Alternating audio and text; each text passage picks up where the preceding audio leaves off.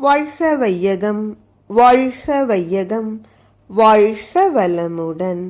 குருவே துணை. அனைவருக்கும் அன்பு வணக்கம். ஆசான் அருட்தந்தை வேதாத்ரி மகரிஷி அவர்களது ஞான களஞ்சிய கவிதைகள் படித்துக் கொண்டிருக்கிறோம். இன்று கவி எண் 247, வாழ்வின் நிறைவு என்பது தலைப்பு. பொருள் தேவை முழுமை பெற பாதுகாப்புடன் வாழ அருள் நெறியில் ஒழுக்கமுடன் அனைத்துலகிலும் மனிதன் இருள் ஒழிந்து இயற்கை அதன் இனிமை நன்றாய் துய்க்க பொருள் நிறைந்த ஓர் உலக பேரரசை பெற்று உய்வோம். எது நிறைவான வாழ்வு? அருட்தந்தை விளக்கம் தருகிறார். மனிதராக பிறந்த எவருக்கும் பொருட்கள் தேவை. பசி எடுத்தால் உணவின் மீதுதானே எண்ணம் செல்கிறது. குளிரென்றால் அதற்கு தகுந்த ஆடையைத்தானே மனம் நாடுகிறது.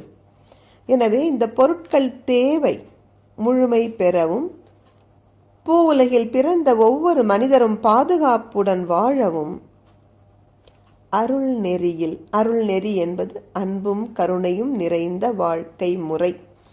ஒருவருக்கொருவர் ஒத்தும் உதவியும் வாழுகின்ற ஒழுக்கத்தில் சிறந்த அந்த வாழ்க்கை முறை மனிதர் அனைவருக்கும் கிட்ட வேண்டுமானால் ஓருலக ஆட்சிதான் ஒரே வழி.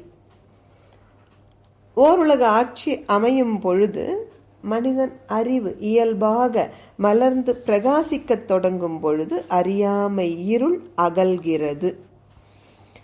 அறியாமை ஒழியும் பொழுது இயற்கை இன்பங்களை நன்றாக அனுபவிக்க முடியும். இயற்கை இன்பங்களை அனுபவிப்பதோடு அடிப்படை தேவைகளுக்கு உரிய அத்தியாவசிய பொருட்கள் கிடைக்கவில்லை என்கின்ற ஒரு துன்பமும் துயரமும் நிறைந்த அவல நிலை எந்த ஒரு மனிதருக்கும் உலகம் மீது இருக்காது. என்ன காரணம்? ஓருலக ஆட்சி அமைந்து விட்ட காரணத்தினால் பொருட்கள் எங்கும் எவருக்கும் சமமாக பகிர்ந்து அளிக்கப்படும். ஏழை பணக்காரர் என்ற பொருள்துறை ஏற்றத்தாழ்வுகள் இருக்காது. பொருள்துறையில் சமநீதி மலரும் பொழுது எந்த ஒரு மனிதருக்கும் தன் தேவையை பூர்த்தி செய்வதற்கு உரிய பொருட்கள் நிறைந்த பேரரசுதான் ஓருலக பேரரசு.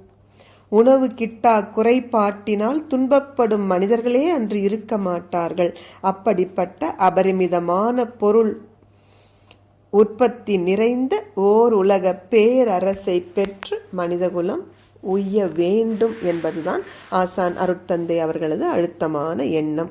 வாழ்க வளமுடன்.